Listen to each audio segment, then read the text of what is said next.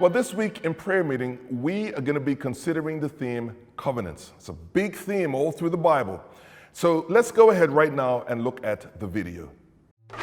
If you've been around Christians, you've probably heard of the idea of having a personal relationship with God, which could mean different things in the Bible, like having God as a friend, or your father, or maybe your teacher. But there's one particular way that the Bible talks about this relationship that you find all over.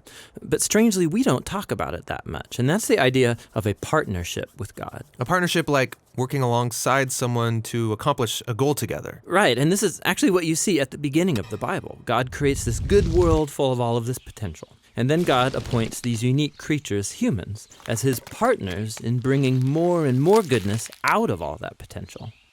But the humans don't want to partner with God. They rebel and try to create a world on their own terms. And so this broken partnership is the Bible's explanation for why we're stuck in a world of corruption and injustice and the tragedy of death. It's not like there's just one or two humans who have bailed on this relationship. In the story of the Bible, everyone has abandoned the partnership with God. So what God does is select a smaller group of people out of the many, and he makes a new partnership with them called a covenant. And in a covenant, God makes promises, and then in exchange asks his partner to fulfill certain commitments. And the purpose of all of this is to somehow use this covenant relationship to renew his partnership with everybody else. Now, there are actually 4 times in the Old Testament that we're told God initiates a covenant relationship with Noah, Abraham, the nation of Israel, and King David. And it's through these that God is forming a covenant family into which all people will eventually be invited. So let's see how these work. The first one is with Noah. So in this story, God has just brought the flood to cleanse the world of humanity's corruption, and Noah and his family are the only ones left. And so God makes a covenant with Noah, saying, listen, I know that humans will continue to be evil, but despite that, I'm not going to destroy it like this again. Instead, the earth will be this reliable place for us to work together. Great. So what does Noah have to do? Nothing. And that's what's so interesting about this first covenant, is that God is promising to be faithful, even though he knows humans won't be. The next time we see God make a covenant is with a man named Abraham. God chooses him, promises to bless him, give him a large family, lots of land where they can flourish. And in return, God asks Abraham to trust him and train up his family to do what is right and just. And the whole reason for this covenant is God says that somehow he's going to bring his blessing to all families of the world through this one family. So that's Abraham. The next time we see God make a covenant is when Abraham's family grows into the tribe of Israel. And this covenant is with the whole tribe. God asks them to obey a set of laws, which are these guidelines for living well as a community of God's partners. And if they do this, then God promises to bless them and that they will become a people who then represent him to the rest of humanity. That's the covenant with Israel. The last covenant is with King David. Yeah, the tribe of Israel has become this large nation ruled by David. And God asked David and his descendants to partner with him by leading Israel in obeying the laws and doing what is right and just.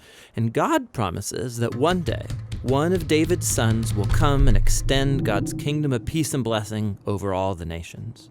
So those are the 4 covenants that God makes in order to restore his partnership with the whole world. But here's what happens. Israel breaks the covenant. They worship other gods, they allow horrible injustice, and so they lose their land and are forced off into exile. So it seems hopeless.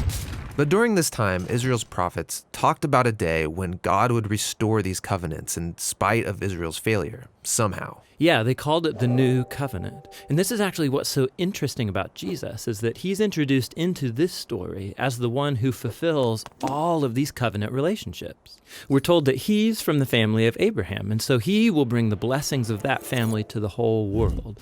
We're told that he's the faithful Israelite who is able to truly obey the law.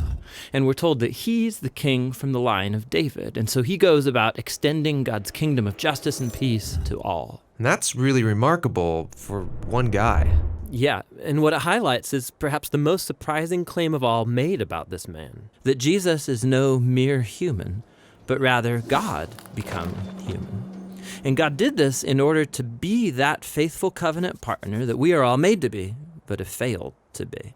And so through Jesus, God has opened up a way for anyone to be in a renewed partnership with him. So Jesus calls people to follow him and become part of this new covenant family. And despite their failures, Jesus is committed to making them into partners who are becoming more and more faithful. The story of the Bible ends with a vision of a fully renewed world, full of goodness and peace. And there's this renewed humanity there, partnering together with God to expand the goodness of his creation. And so the end of the Bible story is really a new beginning. Well, we know that covenants were meant to last, and God has always kept up his end of the covenant, but mankind, not so much. The Bible readings for this week's study are from Jeremiah chapter 31, verses 31 to 34, and from Luke 22, 14 to 23.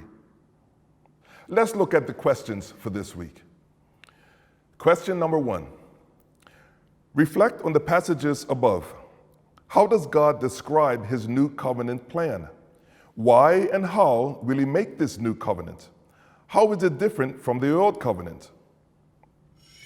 Question 2. Consider God's relentless commitment to partner with humanity despite its violent and foolish history.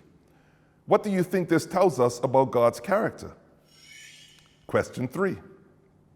Reflect on the sufferings of Jesus and how God himself was willing to absorb humanity's violence and foolishness to reverse the past and start anew. What questions, thoughts, or feelings come up for you as you reflect on this? The next few questions are based on this reading from 2 Corinthians chapter 5, verses 14 to 21.